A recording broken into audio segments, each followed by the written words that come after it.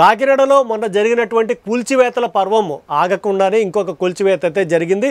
So Kakinada Vakalapudi గ్రామంలో ఉన్నటువంటి మహిమా church ఆవరణలో ఉన్న 4 ఎకరాల స్థానానికి హక్కుదారులు మేమేమంటూ కొంతమంది అయితే వచ్చారు. సో వాళ్ళు ఉన్నటువంటి అడ్డంగా ఉన్న ప్రహారీ గోడను బద్దలుగొట్టి లోపలికైతే ప్రవేశించారు.